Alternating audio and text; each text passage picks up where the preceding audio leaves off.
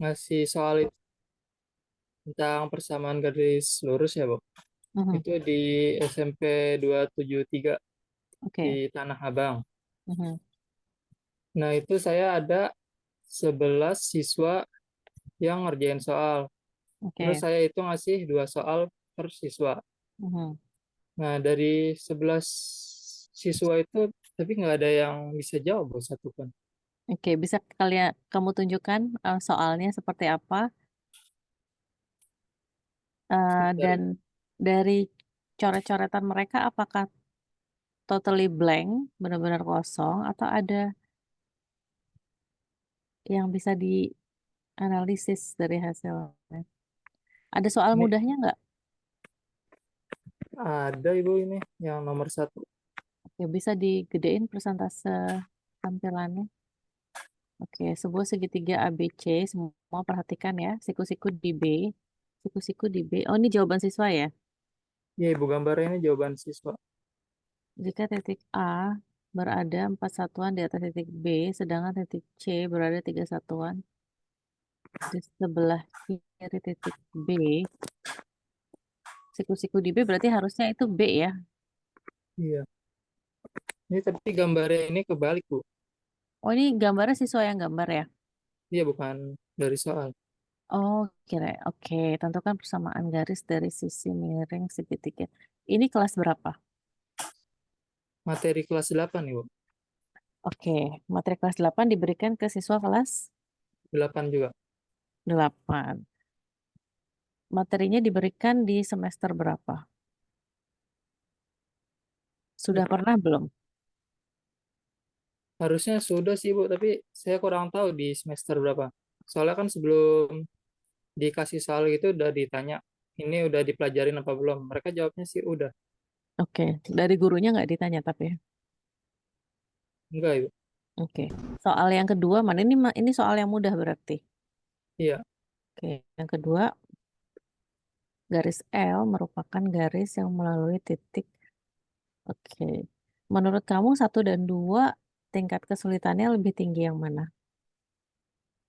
sebenarnya lebih susah nomor 2 sih, Bu. Kenapa?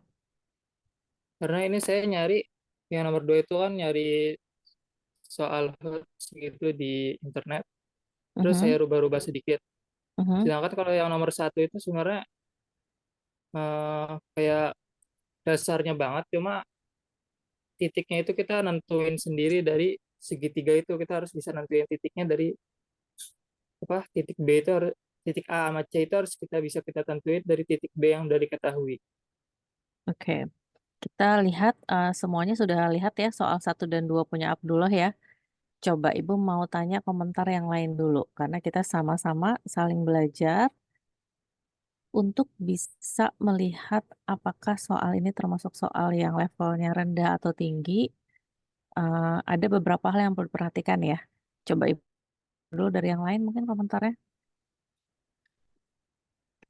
Ayo kita saling memberikan komentar. Nanti gantian ada yang mau share, kita lihat juga soalnya. Silahkan. Ditampilkan dua-duanya mungkin Abdullah biar kelihatan. Eh, ada nggak satu satu halaman yang isinya soal saja ada nggak? Ada, Ibu. Sebentar saya cari dulu file, Ibu. Oke, sambil Ibu tunggu yang lain komentarnya, ada yang ingin mengomentari persamaan garis lurus kelas 8. Kira-kira kalau kamu guru kelas 8 habis ngajar PGL persamaan garis lurus, maka soal termudah yang akan kamu berikan kira-kira bentuknya kayak apa? Coba Ibu tanya. Saya Izin menjawab Ibu. Iya, Septiani gimana? Kalau dari saya mungkin untuk soal persamaan garis lurus yang tingkat mudah mungkin yang pertama itu soal yang dilalui oleh satu titik dan diketahui gradiennya Ibu. Jadi anak-anak langsung memasukkan ke rumusnya saja begitu Ibu. Oke, jadi titiknya sudah diketahui, gradiennya juga sudah diketahui ya. Iya. Oke. Atau bisa juga Dua titik diketahui. Iya, Oke. kalau titik diketahui berarti tidak ada gradien seperti itu. Oke, jadi kalau menurut Septiani soalnya Abdullah sambil ditampilkan nanti ya soalnya. Soalnya Abdullah yang dua soal tadi, mana yang lebih mudah, mana yang lebih sulit? Abdullah boleh tolong ditampilkan. Masih dicari ya? Iya Ibu, sebentar. Oke, kita sambil tunggu yang lain komentarnya. Saya izin menjawab, Ibu. Tahnia gimana? Menurut saya, kalau untuk soal mudah untuk PGL itu menentukan gradien, Ibu. Jadi dikasih persamaannya, habis itu nanti disuruh cari gradiennya itu untuk soal yang mudah menurut saya gitu, Ibu. Oh iya, jadi persamaannya diketahui, tentukan gradien dari persamaan garis tersebut gitu ya. Iya, Ibu. Mhm. Atau bisa juga gambar grafiknya ditampilkan, siswa diminta mencari gradiennya gitu ya. Nah, oke, jadi dua soal yang tadi disebutkan Septiani, yang satu membuat persamaan garis, yang satu dari Tahnia adalah diketahui grafik atau persamaannya, tentukan gradiennya. Nah, menurut Tahnia, satu dan dua mana yang lebih sulit?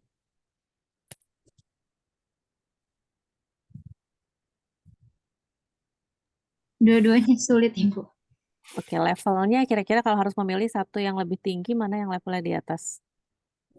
Yang lebih tinggi.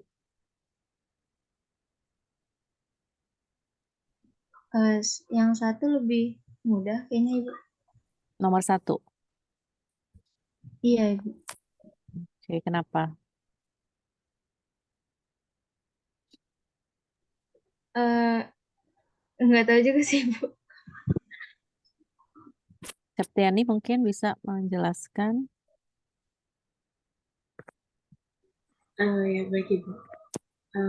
Menurut saya tingkatnya sama-sama di tingkat sedang atau tinggi ya Ibu, karena yang nomor satu itu kan kita harus menentukan persamaan garis, tapi kita harus bikin dulu ya Bu, Mhm. garis segitiganya di koordinat gitu. Karena kelas 8 juga nggak sedikit yang masih bingung 4 satuan ke kanan, 4 satuan ke atas aja itu tuh mereka masih bingung artinya gitu ya Bu. Apalagi di sini Mhm. ditambahnya 4 satuannya di atas titik B dan titik C yang dimana dia pasti masih kebalik penempatan antara titik A, B, C-nya gitu. Walaupun sudah disebutkan siku-sikunya di B seperti itu Ibu.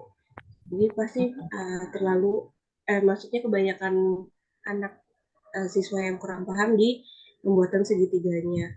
Untuk Ya. soal nomor 2, di sini kan persamaannya udah ada titiknya Ibu. Di sini Mhm. kan kata kuncinya di tegak lurus dengan garis 2x tambah 7y sama dengan 14.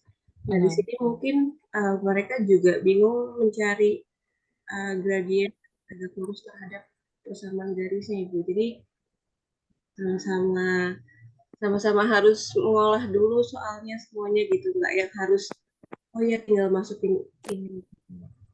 Oke, good. Untuk soal nomor 2, mungkin Abdullah bisa berikan penjelasan instruksi soalnya yang ditanya apa jadi ya? Nah, jadi kita disuruh nyari garis L dulu yang pertama itu. Mhm. Terus kalau garis persamaan garis L itu udah ketemu, kita substitusi X-nya sama dengan 0. Oke, tapi ya perintah soalnya di sini tentukan nilai L ketika X sama dengan 0 gitu ya. Iya, Ibu. Nah, nilai L itu eh, merefer ke siapa nih? Ke Y, Ibu. Nah, ini juga satu yang ternyata kenapa kenapa pakainya L bukan Y aja? Takutnya kalau bilang Y itu saya ambigu gitu, Bu. Kan ini di sini Y itu ada yang dari persamaan 2X plus 7Y sama dengan 14. Oke, kalau nilai L menurut kamu kenapa tepat? Nah, karena garis L itu kan cuma ada satu, Ibu. Yang perlu kita cari dulu sebelumnya. Betul. Jadi bedakan antara persamaan sama nilai. L itu di sini. Jadi ini masalah penggunaan simbol ya. L itu adalah simbol yang kita pakai untuk menyatakan persamaan garis.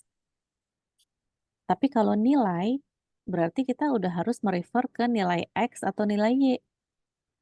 Jadi kita harus konsisten dalam menggunakan simbol. Contoh misalkan, di analisis real kan kita belajar fungsi, ya kan? Nah, fungsi itu kita pakai simbolnya sebetulnya F, bukan Fx. Fx itu untuk menyimbolkan nilai F ketika X disubstitusi.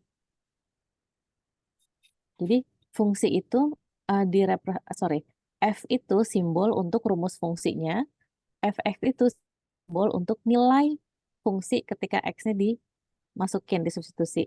Nah, ini juga gitu. L kecil itu adalah simbol untuk persamaan garis. Persamaan garis kan berarti bentuknya persamaan ada X, ada Y gitu kan ya. Sama dengan 0 atau sama dengan apa. Nah, ketika kamu tanya nilai, maka itu mengacu kepada satu nilai konstanta. Jadi memang harus clear di sini. Harusnya yang ditanya adalah tentukan nilai Y ketika X sama dengan 0. Bukan tentukan nilai L. Karena pada penggunaan titik koordinat, itu X berpasangan sama Y. Betul nggak? Betul, Ibu. Bukan X berpasangan dengan L. Paham ya? Paham, Ibu.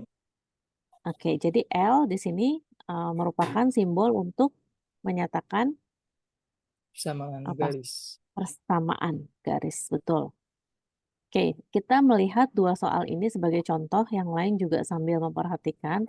Ternyata ketika dua soal ini diberikan, Abdullah tidak mendapatkan respon yang bahkan nggak ada yang bisa menjawab benar ya.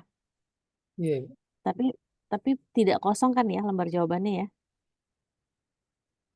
Ya, cuma sampai di segitiga ini juga ya. Dibikin Dari segitiga. Oke, nomor 2 kebanyakan kosong atau ada yang membuat sketsanya atau hanya Kosong, Ibu. coret-coretan?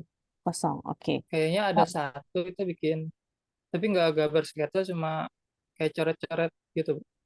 oke. Jadi untuk menentukan apakah soal ini mudah atau sulit, pertama tadi betul yang dikatakan Septiani. Kalau kita lihat soal nomor 1 misalkan, ya, kita yang ditanya adalah tentukan persamaan garis. Tapi untuk menentukan persamaan garis, ada beberapa langkah yang harus dilakukan.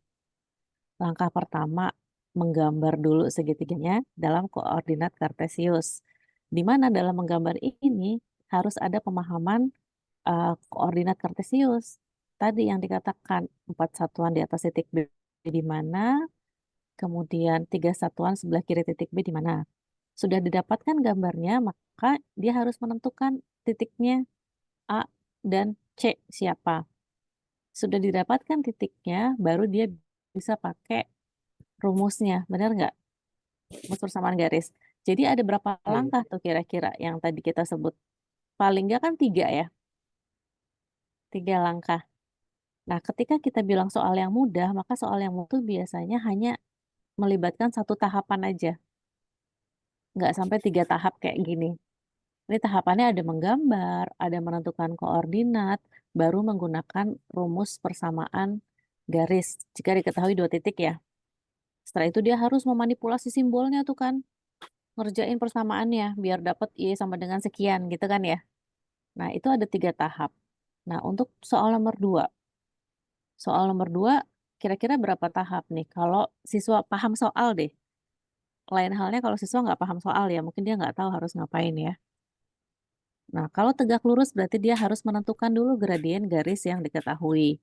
Baru menentukan gradien garis L. Baru kemudian menggunakan rumus persamaan fungsi. Jadi sama, 3 tahap juga. Kurang lebih seperti itu gambarannya secara kasar. Jadi 1 dan 2 bisa dikatakan level kesulitannya itu sama-sama sedang sih. Jadi tidak ada yang mudah yang satu tahapan tadi. Nah, contoh yang diberikan Septiani sama Tahnia tadi adalah contoh soal yang betul itu ada di level yang mudah sebetulnya.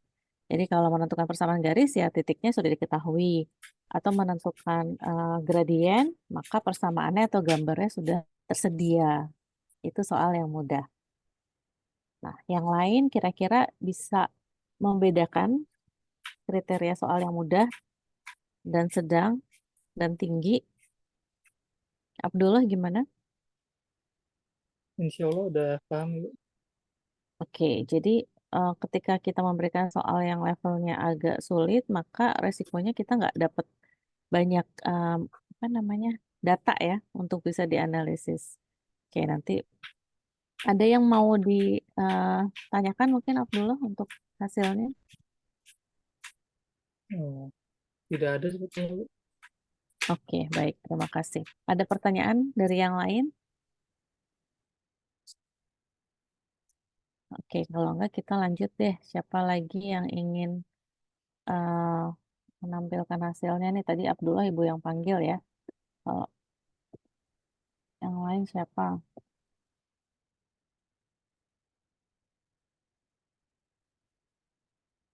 Ibu saya Silakan, mau ada coba. yang Oke, ada Tahnia, Triani, Septiani, Anissa. Oke, 4 orang ini nanti bergantian. Tahnia dulu. Ini di share atau dijelasin Di- aja Ibu? Sambil dijelaskan, sambil di-share screen. Ya, jadi jika ada apa namanya kesulitan dalam hal teknis pengumpulan data maupun analisis data bisa diutarakan ya.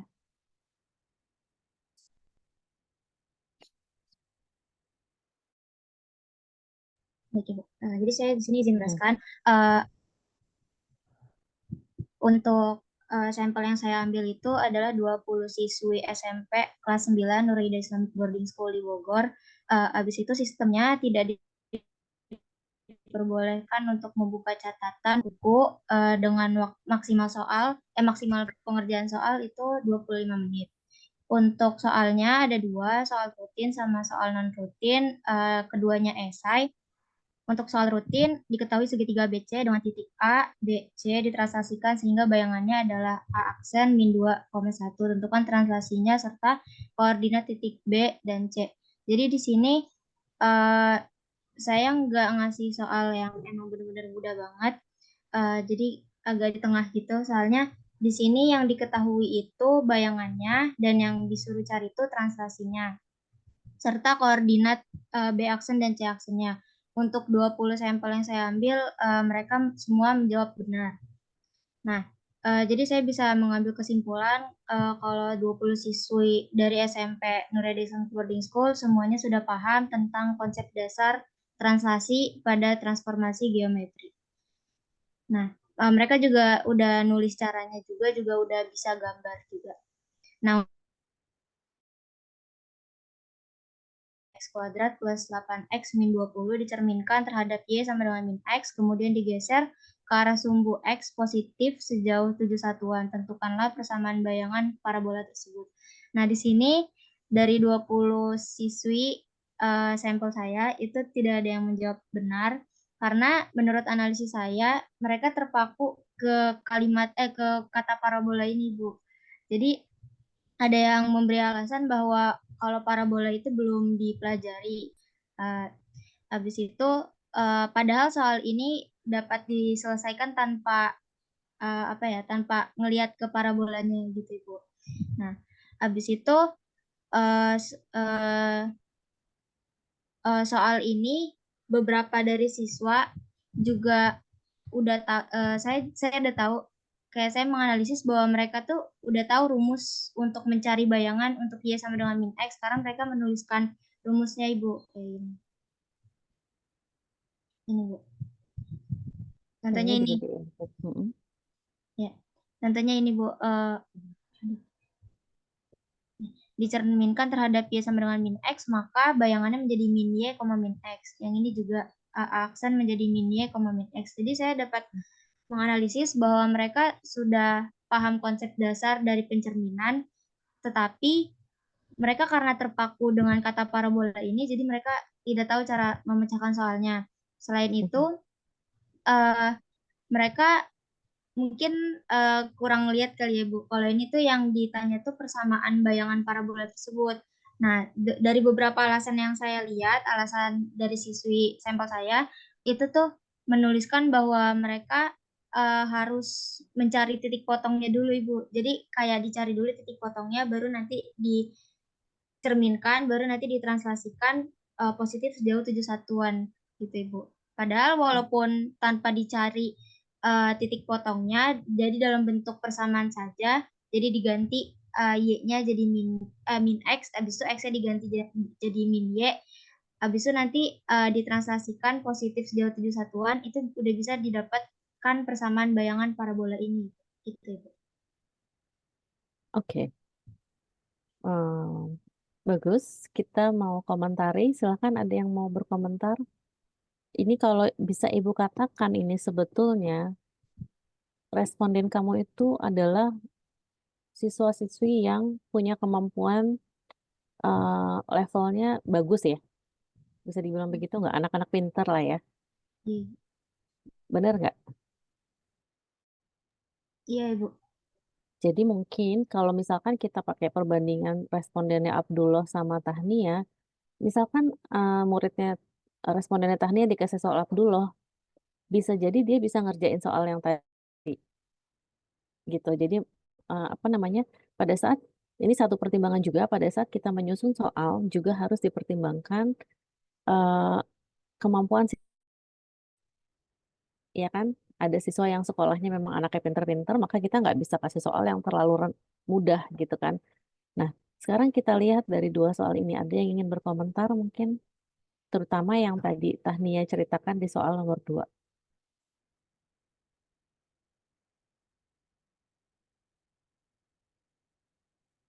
Yang mau ditanyakan ke Tahnia juga boleh, ayo silakan.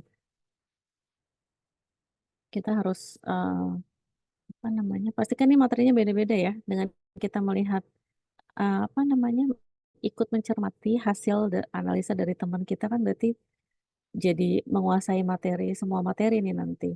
Yuk, silakan.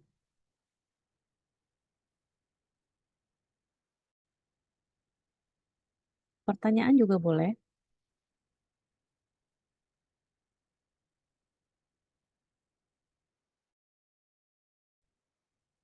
Ini masih off cam kemana ya? Kenapa ini pada off cam semua ya?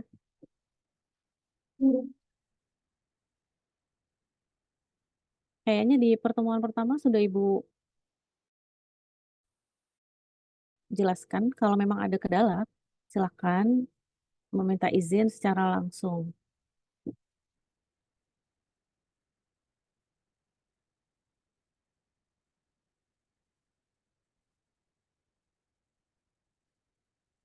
Oke, pertanyaan untuk Tania ada nggak? Saya dulu izin tanya.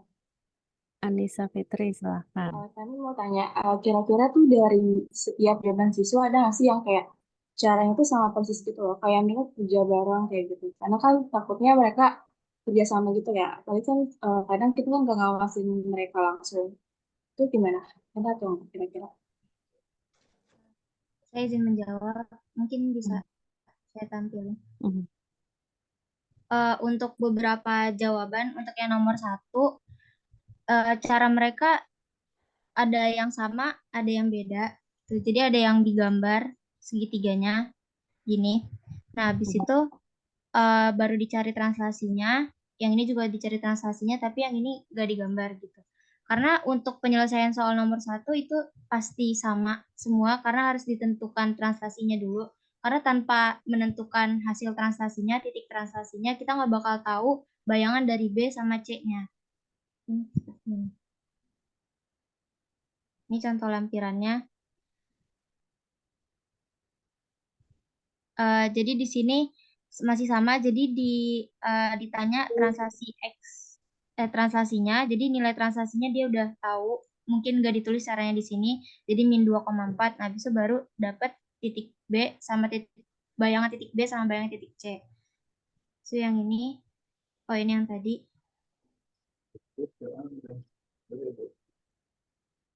Yang ini juga sama, nilai translasinya, jadi yang diketahui itu, yang dicari itu nilai translasinya dulu, baru bayangan. Apakah cukup jelas, Anissa? Cukup. Makasih Tani. Ya, sama-sama.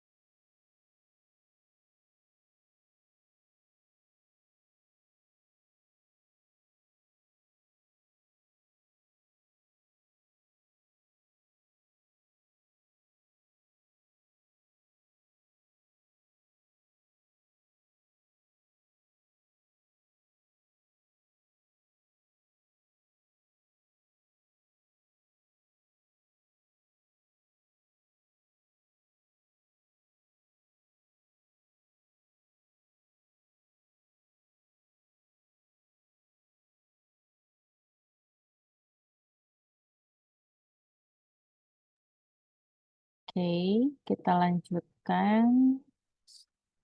Tadi Anissa bertanya kan apakah ada jawaban yang sama ya, kemungkinan mereka bekerja sama gitu ya. Oke. Tadi yang dijawab sama Tahnia sudah menjawab belum? Sudah Ibu. Oke, sudah ya. Nah, tadi Ibu menarik mencermati jawaban dari siswa yang respondennya Tahnia. Karena untuk menjawab nomor 1, tanpa menggambar sebetulnya bisa nggak? Bisa. Bisa. Nah, berapa persen sih kira-kira dari 20 anak itu yang menggunakan gambar? Bisa nggak nanti kamu cermati? Cuman 2 siswa sih, Bu. 2 siswa pakai gambar. Iya. Nah, kira-kira apa yang bisa kita katakan ketika di soal itu kita nggak minta siswa untuk gambar, tapi ada 2 siswa yang dia membuat sketsa. Dia merasa perlu untuk mensketsa ABC-nya. Kira-kira apa yang bisa kamu katakan dari hal tersebut?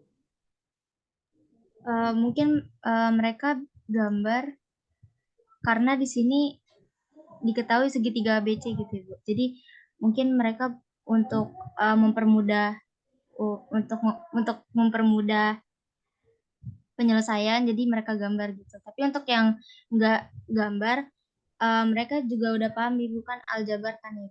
Jadi yang diketahui hasilnya gitu. Jadi kita harus tentuin nilai X sama Y-nya kayak gini, Bu. Betul. Jadi intinya semua siswa kan bisa jawab dengan benar. Bedanya ada 2 anak yang menggunakan gambar, selebihnya mereka nggak pakai gambar gitu kan ya. Iya, Ibu. Nah, kalau menurut dugaan Ibu, 2 anak yang menggunakan gambar, meskipun di soal nggak disuruh gambar ya, itu adalah tipe anak yang visual. Atau dia tipe anak yang perlu menggambarkan visualisasi dari segitiganya untuk dia bisa membayangkan ini nanti bayangannya kemana gesernya. Dari A-nya di sini, maka A aksennya di sini. Jadi dia butuh, eh, walaupun dengan rumus sebetulnya bisa, ya, ya. Tapi dia harus memaknai apa yang dia lakukan saat dia mencari rumus translasinya dari A ke A aksen dengan cara dia membuat gambar.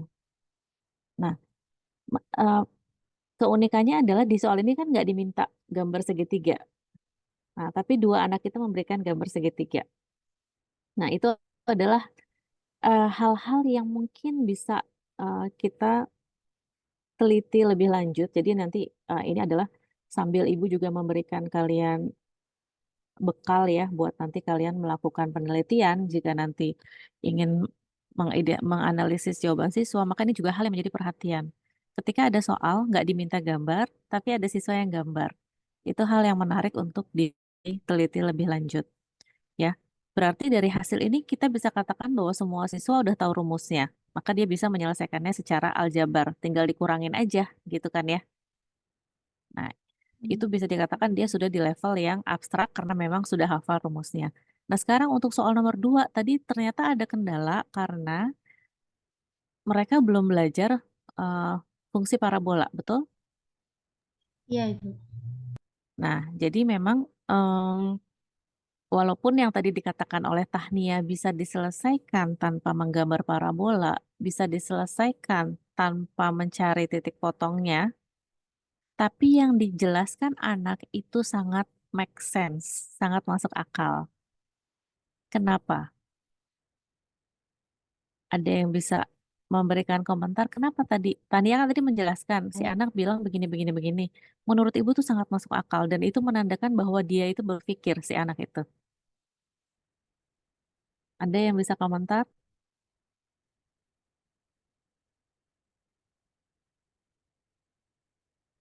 Tadi kan Inaya menjelaskan kalau mau cari bayangannya kita harus cari titik potongnya dulu gitu kan ya. 2 titik. Baru nanti kita cerminkan terhadap Y sama dengan min X karena dia udah tahu kalau X, Y maka akan menjadi min Y, X gitu kan ya. Lalu kemudian digeser sejauh 7 satuan. Jadi dia itu mengambil 2 titik dari parabola, kemudian dia cerminkan, lalu dia transkan untuk bisa mendapatkan bayangan dari 2 titik yang tadi. dari dua titik tadi dia akan membuat persamaan parabola yang baru. Begitu bukan? Iya benar Ibu. Nah, anak yang bisa berargumentasi seperti itu bisa Ibu katakan itu anak yang smart. Karena dia bisa melihat bahwa dengan mengambil dua titik dari parabola, dia nggak perlu ngambil banyak titik ya. Cukup dua titik potong aja, maka dia bisa kira-kira menentukan bayangannya yang mana.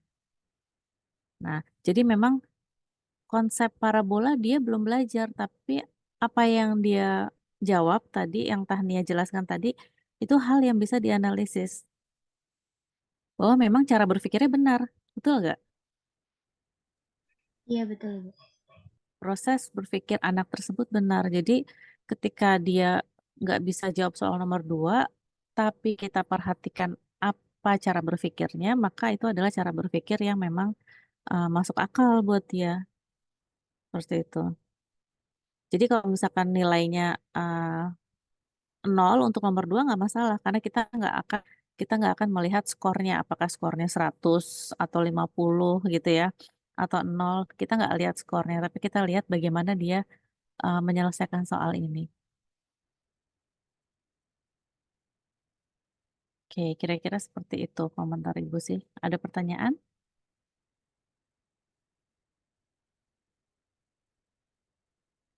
Nah, ini nanti menjadi bekal kamu, karena di pertemuan selanjutnya kan kita akan ada membentuk question response board ya. Kamu bikin soal, lalu kamu menuliskan kira-kira respon apa yang akan diberikan siswa. Apakah jawabannya benar semua? Nah, di sini kan kamu jadi udah punya pengalaman kan, bahwa oh ada yang nggak bisa jawab, tapi dia nggak bisa jawabnya karena dia nggak paham konsep parabola. Oh, ada yang bisa jawab, tapi dia harus cari dulu titiknya terhadap, 2 titik dari parabola untuk bisa dicerminkan baru ditranslasikan. Nah, ada banyak cara berpikir kan? Nah, itu nanti bekal ini akan kalian gunakan di materi pertemuan kita ke berapa nanti akan membentuk, eee, question support. Respon itu nanti ada banyak kemungkinannya. Nah, ini yang kamu dapatkan akan menjadi bekal untuk nanti bikin itu. Oke, kira-kira kalau sudah nggak ada pertanyaan kita bisa lanjut. Baik Ibu, terima kasih Ibu. Oke, sama-sama. Ibu tadi nggak hafal, jadi boleh silakan share screen aja. Triani atau siapa tadi? Iya Ibu, izin share screen ya Bu. Oke, oke silakan. Ibu maaf sebelumnya saya izin ke toilet sebentar ya Ibu. Oke, silakan.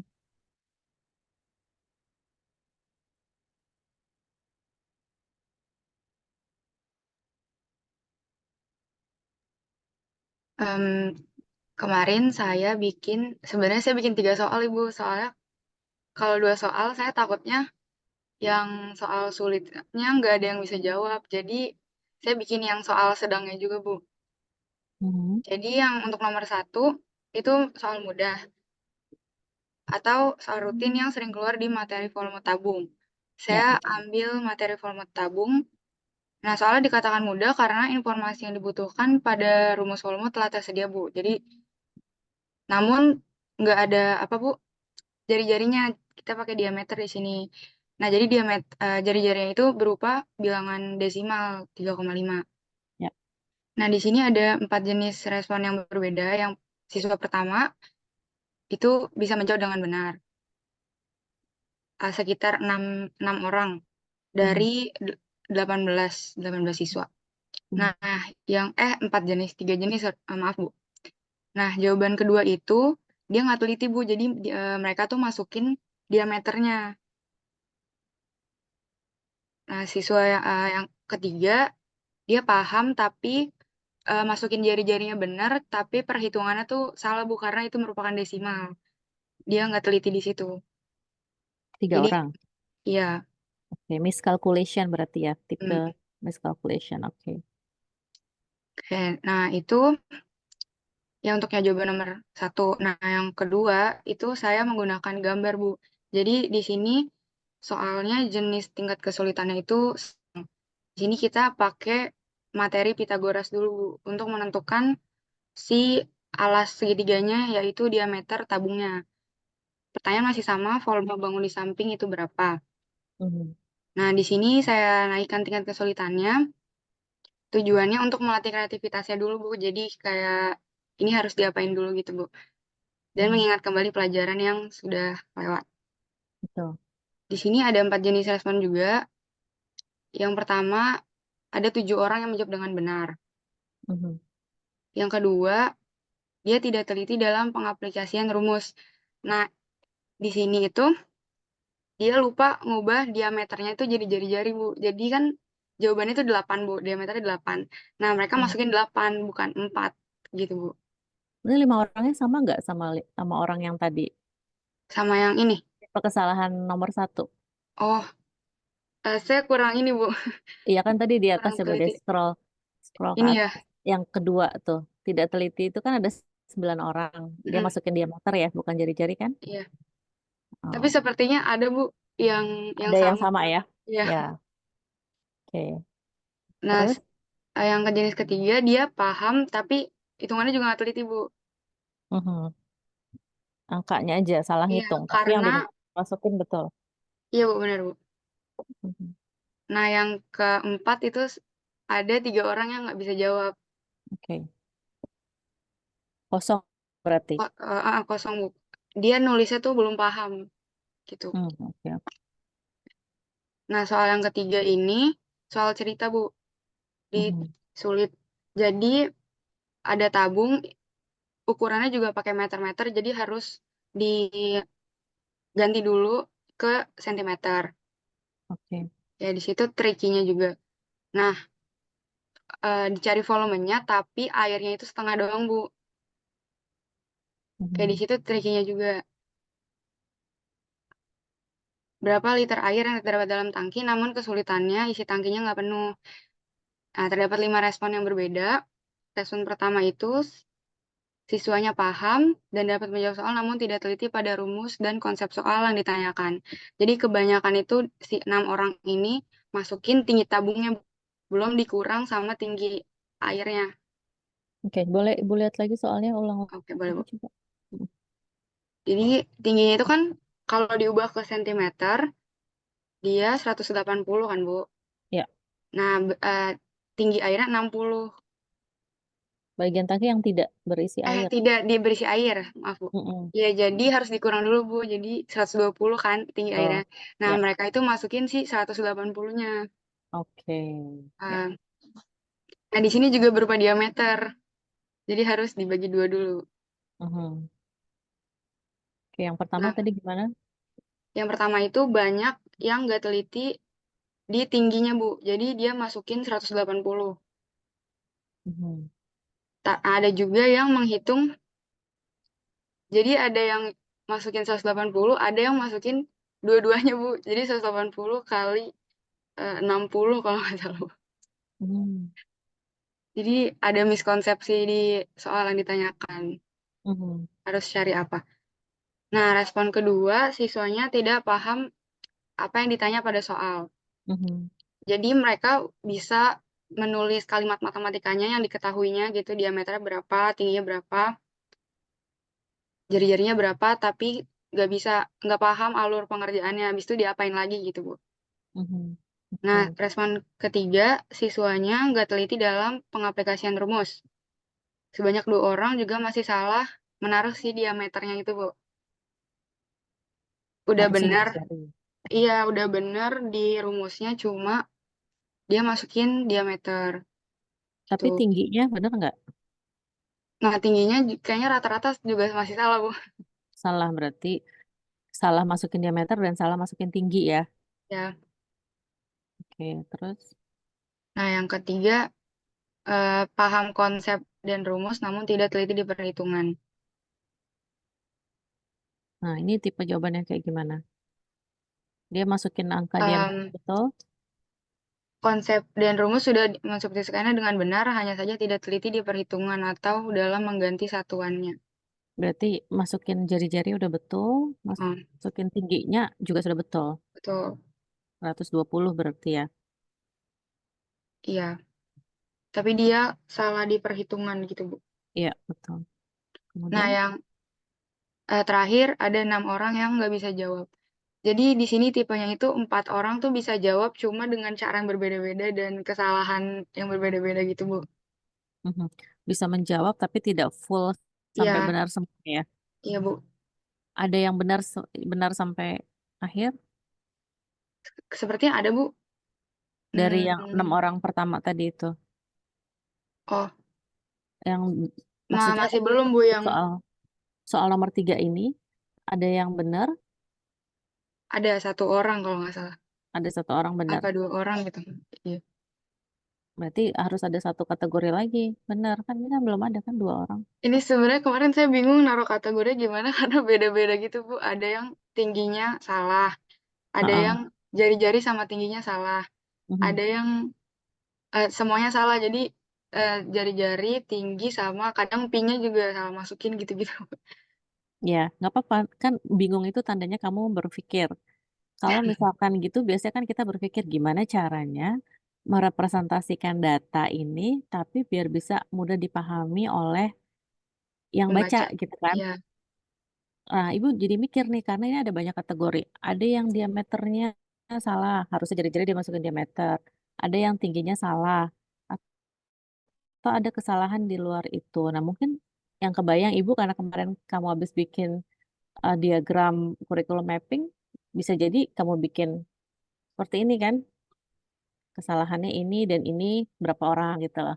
Jari-jari dan tinggi iya, masukin ke sel itu berapa orang. Mungkin kalau bisa dibuat seperti itu.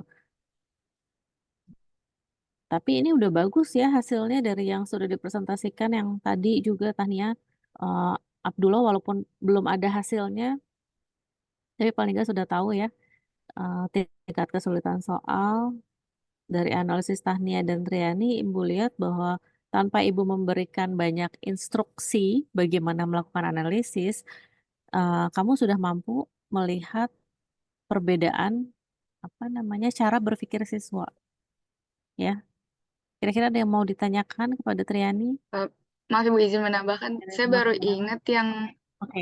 tidak teliti Mhm. dalam perhitungan itu dia mengubah si tingginya, Bu. Kan harusnya 0,12.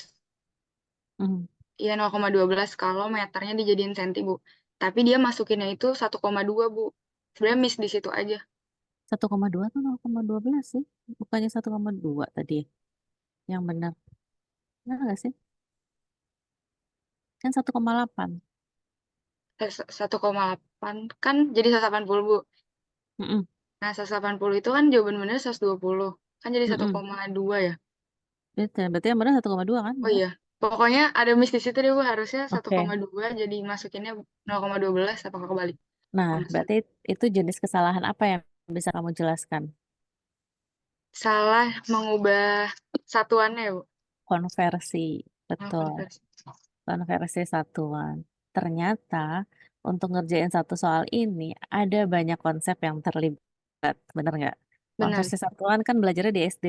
Benar? Iya. Benar. Terus ada nggak anak yang membuat sketsa gambar? Ada Ibu, 1 orang. Dari 18 orang, Dari hanya 18. 1. Iya. Saya nggak tahu dia ngitung di beda kertas, baru Mhm. dipindahin ke situ, atau Nah, itu gimana gitu. sayangnya. Apa dia punya kertas coret-coretan yang lain, si anak saat ngerjain? Kayaknya sih ada, Bu. Nah, makanya kan pas kemarin Ibu wanti-wanti ya, anak-anak coret-coretan langsung di lembar jawaban aja, biar apapun yang dia sketsa, apapun yang dia tulis terlihat, terekam oleh kita. Kalau Sebenarnya pakai di kertas lain, instruksi udah ada. harus ditambahin lagi memang anak-anak seperti itu, dijelasin lagi. Jadi anak-anak tuh cenderung ingin lembar jawabannya tuh rapih, Hmm. bersih. Jadi mereka coret-coretan di kertas lain. Padahal tujuan kita kan bukan menilai apa namanya benar salahnya, tapi kan kita mau lihat cara berpikirnya. Tapi kan mereka nggak paham ya tujuan kita. Dan ketika mungkin bisa jadi juga apa namanya nggak banyak juga sih siswa yang akan menggambar gitu, membuat sketsa. Ini bisa jadi diakibatkan karena memang tidak adanya pembiasaan biasanya dari guru di kelas bahwa ini loh mudah kita selesaikan kalau kita buat dulu sketsanya nih. Kadang-kadang kan anak langsung bayangin aja kan di kepala. tanpa dia mensketsakan dalam kertas gitu. Padahal ada manfaatnya dia membuat sketsa. Dia menulis data-data yang diperlukan dalam sketsa tersebut itu mempermudah dia untuk yang tadinya mungkin belum kepikiran strateginya apa, terus jadi kepikiran. Nah, ini perlu diperhatikan nih buat kalian calon guru nanti ya. Oke, Baik, Bu. ada pertanyaan buat Triani? Ya ada? Oke, good ya. Jadi mau kamu ngasih 3 soal juga ibu nggak apa-apa sebetulnya. Bahkan itu keputusan yang bagus kalau kamu merasa bahwa perlu ada satu soal in the middle, takutnya nanti yang ini nggak ini. Itu bagus, itu namanya antisipasi. Iya, Ibu. Oke, silahkan kalau Ya, gitu terima yang kasih ya, Ibu. selanjutnya. Sama-sama. Nah, saya izin share screen ya, Ibu. Oke, siapa yang mau share screen? Septiani ya? Septiani bukan yang mau share screen? Iya, Ibu. Oke, Itu sebentar. saya izin sambil off cam bisa, Ibu, karena takut nge-lag saat Iya, presentasi. iya, nggak apa-apa. Oke, baik. Uh, Di sini saya, Septiadi Dwi Astuti, mengambil topik materi tentang soal bilangan berpangkat. Nah, di sini waktu dan tempat untuk penyebaran soal ini dilakukan di Bimbel ABC Pondok Kelapa di tanggal 15 sampai 16 Januari. Dengan sampel yang saya ambil itu berjumlah 10 siswa kelas 9 yang belajar di Bimbel tersebut. Nah, dari soal yang saya berikan, ini saya memberikan 2 soal dengan kategori mudah untuk soal pertama dan kategori sedang untuk soal kedua. Nah, siswa diminta untuk mengerjakan soal langsung pada lembar kertas yang diberikan. Di sini mungkin saya bisa scroll dulu ke bawah untuk menunjukkan soalnya. Soal yang pertama, ini saya menyederhanakan sifat-sifat pada bilangan berpangkat. Kenapa saya masukkan ini ke dalam soal yang mudah? Karena ini hanya satu langkah saja atau dengan satu tahapan saja begitu. Untuk kategori soal sedang, di sini yang diharapkan adalah siswa mampu mengolah seperti itu bagian-bagian dari ruas kiri maupun ruas kanan atau secara menyeluruh gitu, karena di sini kan variabelnya juga 2, jadi dikatakan ke soal yang sedang. Lalu untuk analisisnya, di sini saya memetakan berdasarkan siswa yang memiliki konsep pemahaman tinggi dan konsep pemahaman yang rendah. Yang pertama, ini saya mengambil jawaban dengan pemahaman konsep tinggi pada soal nomor 1. Sebanyak 6 dari 10 siswa yang mengerjakan sudah memiliki pemahaman konsep yang tinggi mengenai soal bilangan berpangkat. Dibuktikan dengan hasil jawaban yang benar dan sesuai dengan konsep bilangan berpangkat. Pada soal nomor 1, ada 2 siswa yang tidak menjawab sampai nilai akhir seperti jawaban siswa 3 dan siswa 9. Nah, di sini sudah tertulis jawaban siswa 1, siswa 2, siswa 3, 6, 9, dan 10. Nah, siswa ini merupakan urutan siswa yang terdapat pada lampiran, Ibu. Jadi, ini kan sudah ada nama-namanya dan lampirannya, Ibu. Jadi, siswa ke-1 itu maksudnya pada lampiran yang pertama, lalu kedua, dan seterusnya itu merupakan urutan siswanya. Siswa 1 sampai 9 itu namanya tetap sama kan untuk setiap soal? Iya, sama Ibu. Sama ya? Iya. Oke. Jadi untuk siswa nomor 3 dan nomor 9, di sini saya menuliskan bahwa mereka sudah memahami konsepnya namun tidak diselesaikan sampai akhir, Ibu. Karena di sini seharusnya yang diharapkan adalah seperti contoh siswa dari jawaban siswa 2. Untuk mencari nilai akhirnya, mereka harus mengkalikan koefisien 4 dan 3 terlebih dahulu. Namun pada jawaban siswa 3 dan jawaban siswa 9, maaf yang ini, mereka hanya menuliskan sampai pangkatnya saja, Ibu. Jadi 2 dipangkatkan 2 dan A pangkat 3 dipangkatkan dengan 2 seperti itu. Jadi secara konsep benar namun belum selesai seperti itu. Lalu analisis selanjutnya, dan ada satu siswa yang melakukan kesalahan perhitungan yaitu siswa 1 pada soal B. Pada siswa 1 pada soal 1B, di sini siswa sudah mengetahui konsep bilangan berpangkat bahwa jika basisnya sama, maka pangkatnya jika basisnya sama dan dikali, maka basisnya tinggal dijumlah. Di sini sudah dituliskan bahwa 3 menjadi 3 pangkat min 2 tambah 2, namun hasilnya tetap 3. Harusnya 3 pangkat 0 itu kan 1 ya, Ibu. Menurut saya itu adalah sebuah analisis, merupakan sebuah kesalahan perhitungan. Karena sebelumnya dia sudah mengerjakannya dengan benar. Gitu.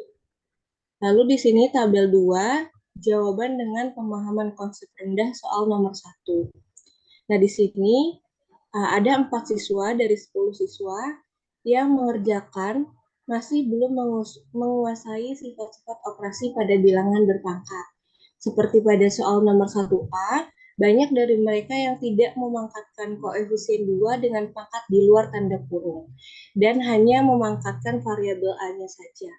Hal ini membuat jawaban akhir siswa menjadi salah. Seperti ini, Bu, kebanyakan yang dipangkatkan hanyalah A pangkat 3 terhadap pangkat 2 yang di luar. Karena seharusnya 2 yang di depan yang menjadi koefisien itu juga dipangkatkan dengan 2. Sehingga jawaban akhirnya itu salah, Ibu. Walaupun kalau misalnya kita lihat 2 pangkat, di sini juga perkaliannya pangkatnya malah dikali, jadi 6 kali 5. Itu kan juga membuktikan kalau konsep dari dasar bilangan berpangkat juga masih salah. Di sini rata-rata itu kesalahannya sama untuk nomor 1A, koefisien 2-nya tidak dipangkatkan dengan 2 yang di luar. Cukup kelihatan patternnya loh ini ya, kesalahannya ya. Iya, Ibu. Untuk 2A pangkat 3 dipangkatkan 2 ya. Iya. Karena memang selalu setiap saya memberikan soal di kelas juga kebanyakan masih salah di sana, Ibu, di bagian soal yang berpangkat, memiliki pangkat dan dipangkatkan lagi ke seperti itu. Ya. Lanjut, ini tabel 3, jawaban dengan pemahaman konsep tinggi pada soal nomor 2. Nah, di sini 5 dari 10 siswa mampu mengerjakan dengan benar pada soal dengan tingkat sedang, dan 2 gambar di atas merupakan perwakilan dari 2 siswa. Kenapa saya ambil hanya 2 siswa? Karena tidak cukup, Ibu, karena maksimal 2 lembar, jadi saya hanya mengambil 2 jawaban yang saya capture di sini. Nah, tidak hanya pemahaman konsep pada bilangan berpangkat, kedua siswa mengerjakan dengan aturan operasi pembagian pecahan dengan sesuai. Walaupun akhirnya siswa 3 tidak melanjutkan dengan cara seperti ini, ia mengerjakan dengan cara menyelesaikan masing-masing dari ruas kiri dan kanan, lalu menyelesaikan dan jawaban yang dihasilkan tetap benar. Maksudnya seperti apa? Di sini terlihat 2 jawaban yang berbeda antara siswa 5 dan siswa 3. Pada siswa 5 ini sudah benar, Ibu, karena ini sesuai apa yang saya harapkan, yaitu merubah operasi pembagian pada pecahan.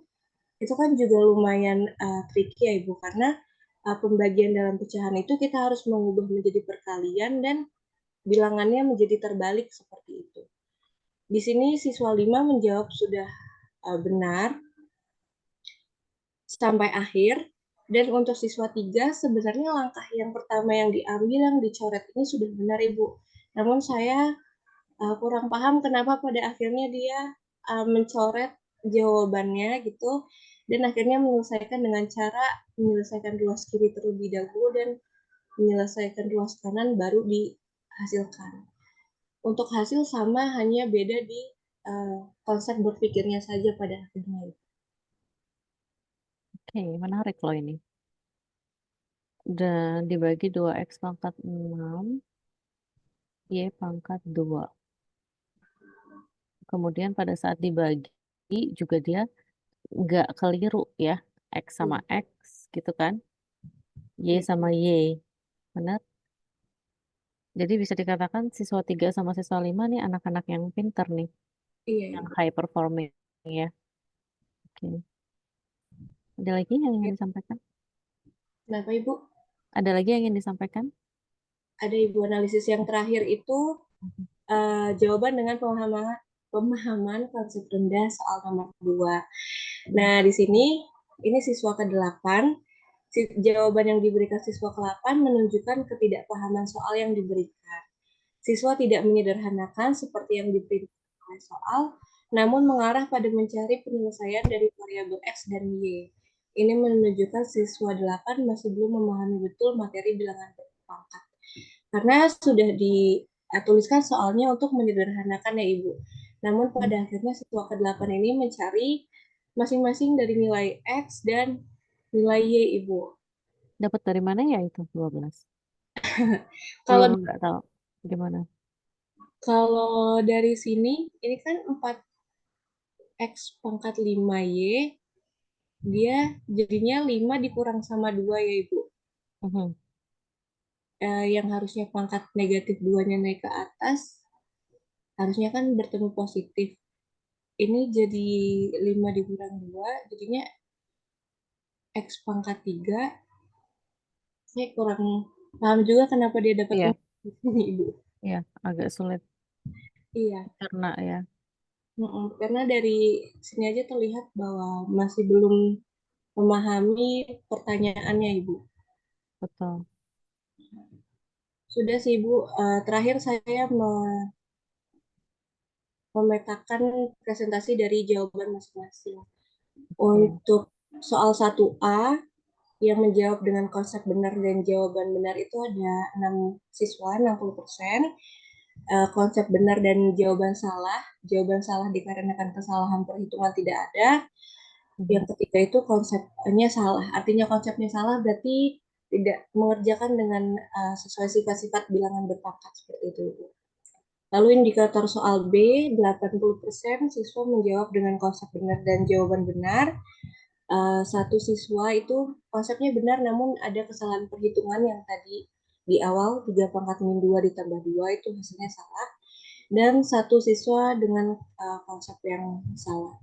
Lalu untuk indikator kedua, hanya 5 orang atau 50% yang bisa menjawab dengan konsep yang benar dan jawaban yang benar, walaupun cara berpikirnya juga berbeda, Ibu. Ya, Dan 30% menjawab dengan konsep yang benar, namun masih banyak kesalahan perhitungan di tengah-tengahnya, Ibu. Dan 2 siswa yang menjawab dengan konsep yang salah, salah satunya siswa ke-8. oke. Kalau kita lihat tabel ini aja, ada yang menarik. Apa coba yang menarik? Karena kita menyusun soal 1 lebih mudah dari soal 2 kan? Iya. Nah, tapi kalau kita lihat kolom paling kanan, untuk soal 1A, sebanyak 4 anak itu salah konsep. Sementara untuk soal nomor 2, hanya 2 anak yang salah konsep.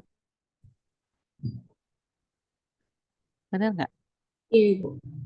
Kenapa bisa di soal yang lebih sulit, kesalahan konsepnya malah semakin sedikit? Kalau menurut saya, Ibu, kenapa saya memberikan soal yang mudah 2 di awal, karena itu sebagai bekal mereka untuk menjawab soal nomor 2. Mungkin ya, Ibu, ini masih Iya, terduga iya betul. saja. Itu yang kamu lakukan sudah betul. Maksud Ibu gini, ketika kita lihat hasilnya di sini untuk soal yang lebih mudah, ternyata kesalahannya justru lebih apa banyak dibanding yang nomor Banyak. 2 yang kita katakan soalnya lebih sulit ya. Atau taruhlah di kolom yang tengah ini yang 3 orang itu masuk ke jawaban yang salah gitu ya. Berarti kan ada 5 orang ya. 5 orang salah, tapi jadinya hampir sama sama kesalahan pada yang soal mudah. Jadi ini menarik sebetulnya. Yang menjadi penyebab kesulitan dalam ini kan masuk ke manipulasi bentuk aljabar sebetulnya. Ketika ketika nanti dia ketemu persamaan kuadrat, fungsi kuadrat, ya kan? Atau soal-soal lain yang melibatkan persamaan kuadrat, pangkat 3, dan seterusnya, maka dia harus punya kemampuan memanipulasi bentuk aljabar seperti ini. Ya. Kenapa dia perlu dibekali dengan konsep perpangkatan, perkalian, aljabar seperti ini. Coba kalau kita lihat ke atas tadi deh, Ibu penasaran sama yang di atas ini. Nah, coba stop dulu sebentar. Oke, 2 sama dengan. Kayaknya sih kalau dilihat dari anak ini ya, dia hanya ngambil angka-angkanya saja. Iya, dari Walaupun pangkat pengo- satu. walaupun pengoperasiannya memang tidak bisa dijelaskan. Kalau misalkan dia diminta menjelaskan ulang juga Ibu rasa eh, anak ini nggak bisa gitu. Tapi kalau kita lihat dari jawabannya, dia hanya fokus pada angkanya saja. Berarti memang pemahaman jabarnya masih sangat kurang ya, Iya. seperti itu. Nah, untuk yang tadi anak 3 pangkat min 2 tambah 2 sama dengan 3, itu juga Ibu berpikir mungkin anak itu menganggap 0 itu sesuatu yang tidak ada nilainya. Sama kayak kayak kita, Hmm. nah, itu kan min 2 tambah 2 kan jadi hilang kan? Iya. Jadi 0 kan? Jadi nggak ada nilainya. Jadi dianggapnya ya udah hilang aja. Tiganya tetap. Oh, gitu. Sama kayak kita menjumlahkan 3 tambah 0 sama dengan 3. Kan unsur identitas dalam penjumlahan ya, tapi kalau dalam perpangkatan kan nggak begitu kan berlakunya. Jadi mungkin dia kurang memberikan waktu untuk memikirkan jawaban akhir dari soal ini gitu. Benar, Ibu. Kayak itu. Nah, menarik tadi untuk soal yang tadi Ibu lihat ada patternnya tadi yang nomor berapa ya, yang 2-nya nggak dipangkatin. Yang ini, Ibu. Kalau ini kan caranya berbeda, tapi basically mereka udah sangat lancar ini sebetulnya skillnya dalam memanipulasi bentuk aljabar. Jadi artinya bentuk soal terutama yang jawaban nomor 2 nih, siswa 3. Iya. Ibu melihat bahwa walaupun awalnya dia melakukan kesalahan, ternyata dia bisa berpikir dengan cara yang berbeda dan dia sangat lancar sekali sih di menyelesaikan soalnya. Yang tadi ada kesalahannya berpola tadi ke atas deh. Yang 2-nya nggak dipangkatin. Nah, ini Oh, iya. menarik ya karena ada 4 anak kan. Iya. Dari 10 anak, ketika dia ketemu bentuk aljabar gini, ternyata yang dipangkatin hanya variabelnya aja. Yang bentuknya, apa namanya, abjad ya, apa namanya, ABC-nya aja kan. Ha-ha. Tapi angkanya enggak. Nah, ini kalau diteliti lebih lanjut, menarik sebetulnya. Seperti itu. Oke, kira-kira kesimpulannya apa nih menurut Septiani? Sebenarnya untuk mengambil kesimpulan, Hmm. kalau yang dari Abdullah dan Tania kan bisa dilihat ya Ibu, mungkin dari sekolahnya atau bagaimana, karena ini di bimbel kan dari banyak sekolah ya Ibu. Jadi Betul. saya ngambil kesimpulannya itu Hmm. yang belajar di sana Hmm. dengan sekolah yang berbeda-beda sebenarnya sudah memiliki pemahaman konsep dasar, sudah tahu apa itu bilangan berpangkat dan sifat-sifatnya, namun hanya saja masih banyak kekeliruan dan uh, kesalahpahaman dalam konsep gitu Ibu. Pada saat ngerjain 2A pangkat 3, tadi dipangkatkan 2 ya, ada nggak anak yang ngerjainnya 2A pangkat 3 dikali 2A pangkat 3? Contoh tadi. Nah, itu kan 2A pangkat 3 pangkatin 2. Ada nggak Iya, anak yang ngerjainnya dikalikan 2 kali? tidak ada Ibu. Tidak ada. Patternnya hanya dua, yang langsung mengkalikan dengan pangkat dua dan yang tidak. Langsung dipangkatin. Nah, ini juga sebetulnya salah satu pertanda mungkin karena di bimbel dibiasakan cara cepat ya. Padahal secara konseptual 2A pangkat 3 pangkat 2 itu kan mengalihkan 2A pangkat 3 2 kali kan? Iya. 2A pangkat 3 kali 2A pangkat 3 lalu kalikan 3A pangkat 5. Itu kan konsepnya seperti itu. Ternyata tidak satu pun siswa eh, Hmm, menuliskan seperti itu ya. iya, tidak ada Ibu. Nah, artinya ini juga jadi satu bahan masukan buat kita. Eh, pada saat anak ngelihat bentuk ini, maka dia tidak otomatis melihatnya sebagai perkalian dua bilangan yang sama secara berulang. Betul? Betul Ibu. Nah, ini nanti diharapkan jadi perhatian kita bersama nih saat kita mengajarkan konsep ini tidak semata-mata mengajarkan rules-nya aja. Ya enggak? Biasanya kan kita fokus ya udah rules-nya aja hafalin. Kalau kayak gini pangkatnya dikali ya. Kalau Hmm, kayak gini pangkatnya ditambah ya. Nah, itu yang kurang baik sebetulnya. Oke, thank you Septiani. Ada yang mau ditanyakan yang lain? Tadi masih ada satu lagi yang angkat tangan ya, Ibu. iya, Ibu. Siapa Anissa. tadi? Anissa, silahkan. Baik, terima kasih Ibu. Saya stop share screen. Ayo, sama-sama. Anissa Fitri. Saya izin ya, Bu. Share screen. Ya,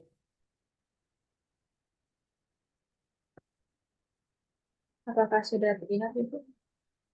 sudah. Oke, jadi di sini saya mengambil sebanyak 20 siswa di kelas 7 MTS 21, di mana ini setingkat dengan SMP.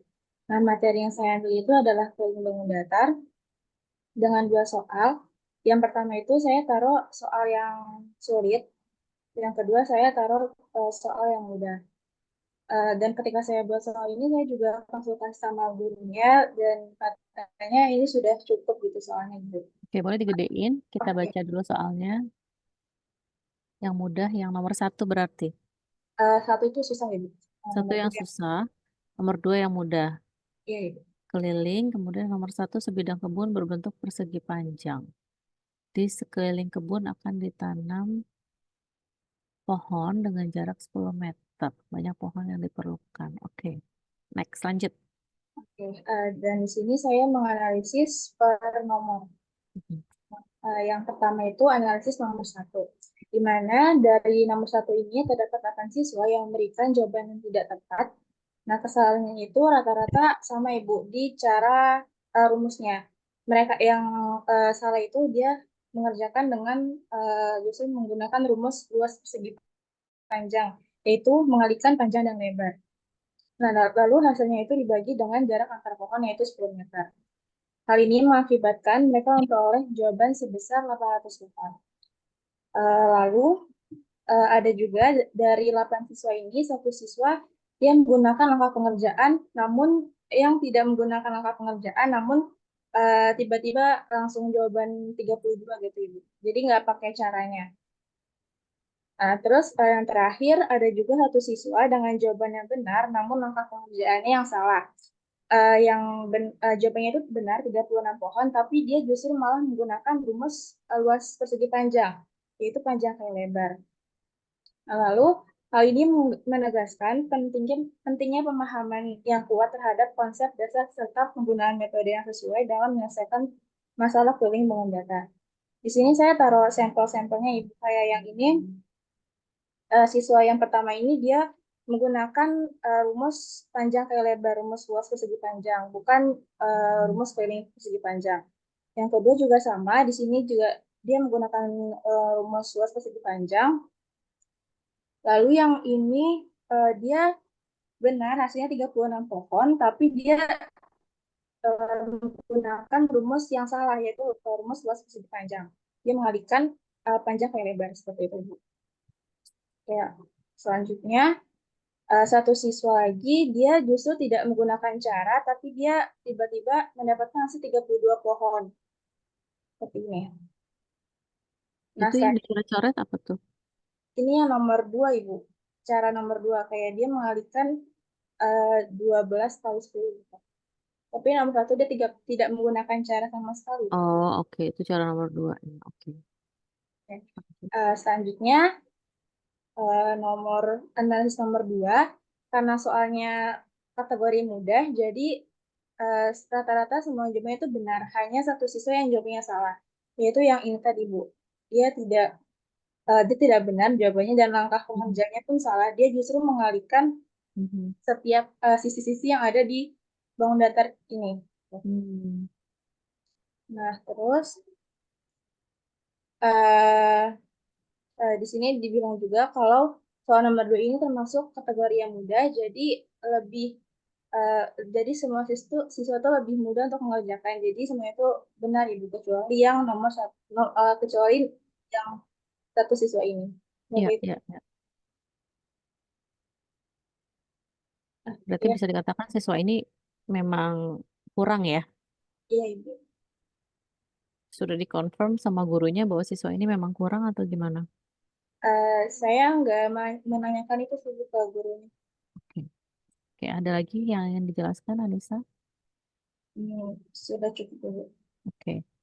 Ibu lihat ini apa namanya pemilihan soalnya juga bagus karena Anissa itu pakai konsep keliling untuk dua soal ini kan. Cuma bedanya yang satu itu tingkat kesulitannya lebih tinggi. Ternyata dari 20 anak ada satu yang masih belum bisa menentukan keliling ketika diketahui ukurannya udah ada semua sebetulnya ya. Iya, Tinggal Ibu. ditambah-tambahin aja sebetulnya kan. Ternyata masih ada satu yang nggak bisa. Nah, yang menarik adalah ketika anak itu pakai konsep luas untuk menyelesaikan soal nomor satunya.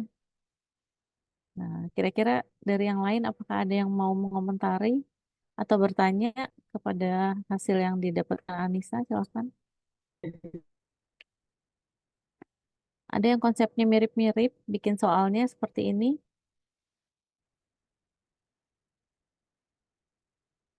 Ada nggak yang soalnya sama, keliling dan luas, terus mendapatkan hasil yang relatif sama? Ada?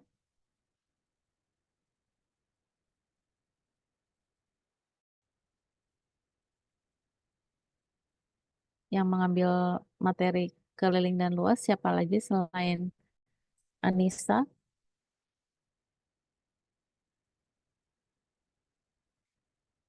Oh, tidak ada yang menjawab. Berarti hanya satu.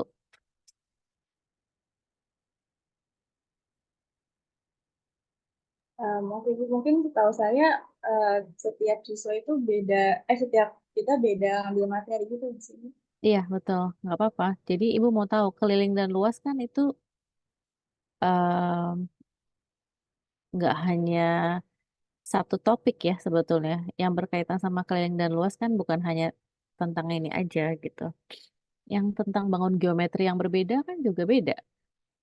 Betul? Jadi sama-sama keliling dan luas tapi bangunnya berbeda. Nggak ada berarti ya. Yang konsepnya keliling dan luas nggak ada lagi. Hanya satu. Ini Ibu hanya memastikan aja nih ntar begitu dicek tugasnya ternyata ada tapi tidak bersuara orangnya.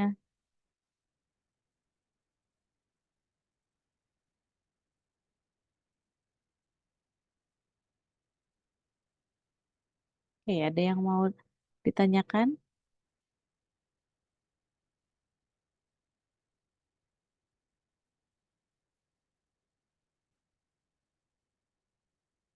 Dari soal nomor satu itu berapa orang yang benar? Berapa persen siswa yang Eh, menjawab benar?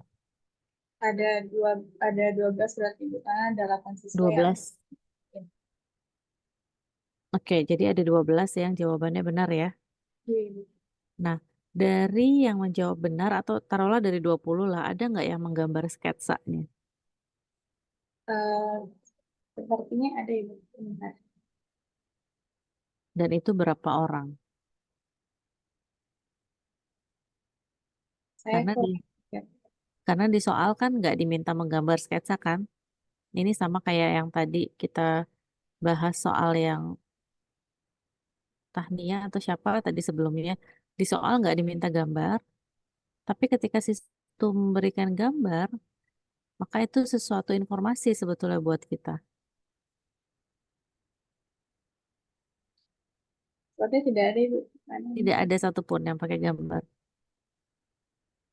Jadi langsung hasil Iya. angkanya saja nilainya. Nah, apa sih kira-kira ini pesan yang bisa kita ambil, makna yang bisa kita ambil dari hasil jawaban siswa yang sudah kita analisa? Dari pembahasan kita hari ini kira-kira apa yang bisa kita ambil pesannya? Ibu yakin dari yang lain yang tidak mempresentasikan juga banyak hasil yang menarik ya. Cuma dari yang kita bahas pagi hari ini ada 5 tadi. Kira-kira apa pesannya?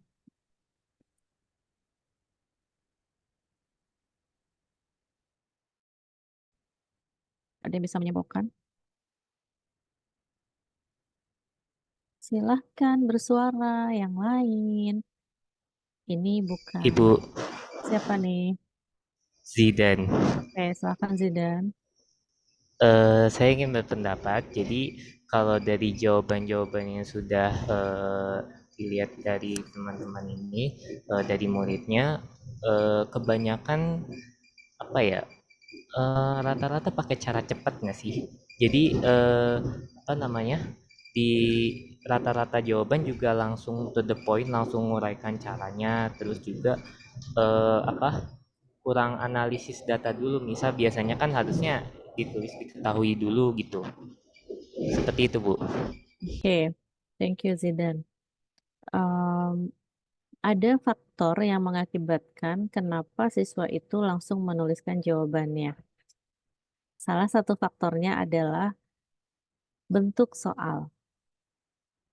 Kalau di perumusan soal, di kalimat soal, di instruksi soal, kalimat terakhirnya itu langsung menanyakan berapa, tentukan. Nah, itulah salah satu faktor yang apa namanya menyebabkan bahwa siswa langsung memberikan jawaban hasil akhirnya atau tanpa eh, apa namanya tanpa diketahui ditanya dan seterusnya itu kan hanya masalah kebiasaan sebetulnya ya.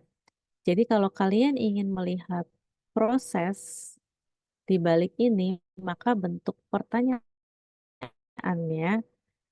bisa lebih dimodifikasi.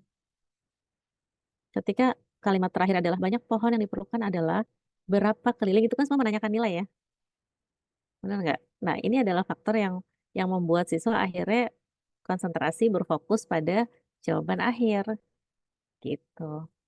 Jadi tidak tidak bukan salah siswanya, ini masalah memang dia terbiasa di sekolah seperti itu pembelajarannya, benar nggak? Berorientasi pada hasil akhir atau membahas prosesnya atau caranya seperti itu. Zidan, kamu soal jawaban ini apakah dikumpulkan nggak ya ke MS Team? Tadi Ibu bertanya kamu lagi nggak ada kayaknya. Iya, Bu, maaf tadi saya lagi pindah device. Jadi Mm. eh, kendalanya tuh saya baru bisa ke sekolahnya besok. Oh, jadi memang belum ada hasilnya. Iya, belum ada hasilnya. Karena memang Ibu lihat hanya 1 orang ini yang belum, yaitu kamu. Maksudnya besok berarti hari. Selasa, iya, mungkin baru besok saya kumpulkan. Oh gitu. Oke, nggak apa-apa. Nanti mudah-mudahan masih bisa disubmit di MS Team ya. Ya, Bu, mohon maaf ya, Ya, Bu. untuk lain kali kalau memang ada keterlambatan tolong diinformasikan sebelumnya ya. Iya, Bu. Karena eh biasanya Zidan kan selalu komunikatif. Tapi kan ada mahasiswa yang tipikalnya tidak komunikatif. Nah, Ibu berharap sih semua di kelas ini eh, kooperatif dan komunikatif ya. Karena memang dalam pembelajaran mata kuliah ini diharapkan partisipasi aktif dari semuanya. Jadi cara belajarnya adalah dengan cara berdiskusi, kemudian memberikan komentar, bertanya gitu. Dan ternyata hasil yang kalian buat untuk tugas ini, Ibu surprise juga karena cukup mendalam analisis yang diberikan, meskipun Ibu tidak memberikan banyak arahan atau instruksi di awal. Oke, mungkin untuk hari ini kalau nggak ada pertanyaan kita bisa akhiri. Kita lanjutin pekan depan menurut schedule. Pekan depan itu ada yang masih ingat? Wait ya, pekan depan. Ini Ibu, cabang math contents. Ya, jadi eh, 2 pertemuan atau beberapa pertemuan selanjutnya akan lebih dominan nanti Ibu yang memberikan materi, ya, karena kan kemarin kalian sudah membuat tugas kurikulum mapping, kemudian pada kegiatan berkelompok juga sudah memberikan keterkaitan antar konsep lah. Kemudian hari ini kamu sudah menunjukkan hasil analisis dari kemarin,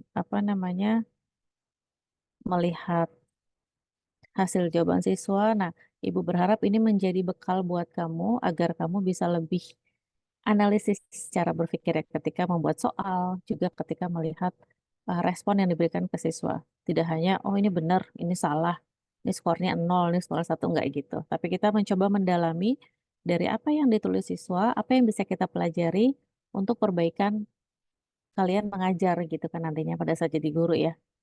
Ketika kamu temukan kesalahan model seperti ini, oh berarti siswa salah konsepnya ini karena mungkin waktu itu saya ngajarnya begini. Nah, besokannya kan bisa diperbaiki ya. Seperti itu. Oke, kalau tidak ada pertanyaan, kita akhiri untuk hari ini. Assalamualaikum warahmatullahi wabarakatuh. Waalaikumsalam. Waalaikumsalam warahmatullahi Terima wabarakatuh. kasih, Bu. Oke, Ibu. Waalaikumsalam warahmatullahi wabarakatuh. Terima kasih banyak Ibu. Ya.